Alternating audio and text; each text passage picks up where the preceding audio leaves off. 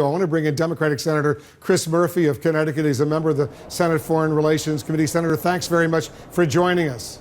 Sure, thanks for having me. Let me tell you precisely what the president said on the record yesterday. It's a direct quote. The time is right for an immigration bill, the president said, as long as there is compromise on both sides. But today, our White House reporter, Sarah Murray, is quoting a senior administration source as saying that was simply what the source calls a misdirection play to give network anchors a storyline to generate some positive news coverage for the president. If that is true, that it was a misdirection play, what is your reaction to that? Well, that's a wonderful turn of phrase, a misdirection play. Another simpler way to describe that is a lie.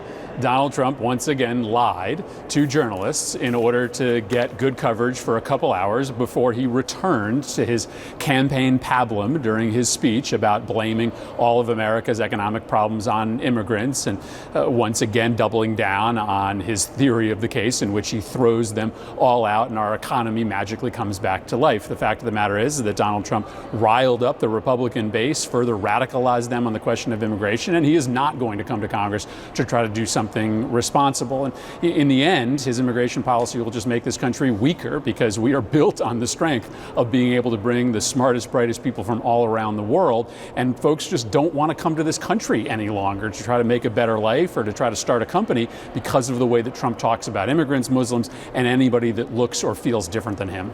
Senator, the White House also has now delayed the rollout of its revised travel ban executive order, in part because of the positive reaction to his address before Congress last night. The president's original reasoning for enacting it so quickly a month or so ago was because of national security. Bad people were coming into the United States. So does this delay erode the original reasoning for the urgency?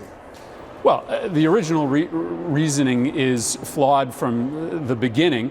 The fact of the matter is there is no evidence that refugees from the countries that were named in that ban have ever carried out a terrorist attack on this country. And the recruiters for lone wolf attackers in the United States have been using the Muslim ban ever since it was announced in order to recruit people here in the United States to wage battle against us. And so the fact of the matter is that every day this ban stays alive as an idea, the country is less safe, and they're waiting to announce something, not because of some good press they got last night, but because they can't figure out how to make this legal. The fact of the matter is, even if they were to remove green card holders' legal permanent residence, there's still a 1965 law on the books that says you cannot have immigration policy discriminate based on national origin or based on religion. There's no way to get around that by removing a country or removing certain classifications of immigrants. Speaking of removing a country, CNN has learned that Iraq potentially could be left off the list of banned Muslim-majority countries. Would you accept the executive order if it excluded Iraq, kept the 6 other Muslim-majority countries in the ban? No, absolutely not. It would still be a ban on Muslims from 6 majority Muslim countries coming to this country. It would still be terrorist recruitment fodder that would make this country less safe. Yes, probably the most egregious country on that list is Iraq. Why? Well, I met with Prime Minister Abadi last weekend, and he looked us in the eye and said, how can you ask Iraqi soldiers to fight alongside Americans in Mosul against ISIS, and then after they've put their lives on the line, tell them that they are unsafe to be able to come and visit this country? It hurts our ability to defeat ISIS because Iraqis don't want to fight with us if we're telling them that they're the enemy. So, yeah, that's the worst and most egregious country on the list, but it still harms our national security. The other argument they make, Senator, is that you take Syria or Somalia or Yemen or these other countries where there's very limited central government capability of vetting anyone. Why would the United States risk allowing these people into the country? That's the argument they make.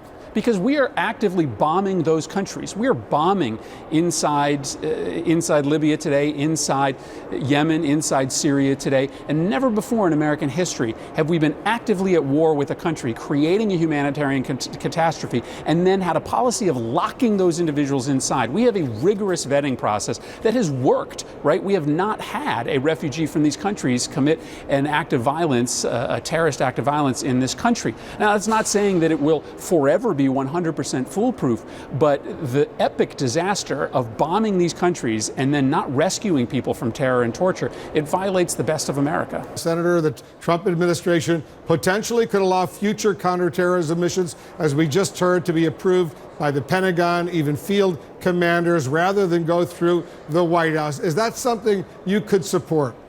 No, it's not something I could support, and it's not something anyone in the military should be willing to support. Listen, let's be clear. This mission in Yemen was a failure.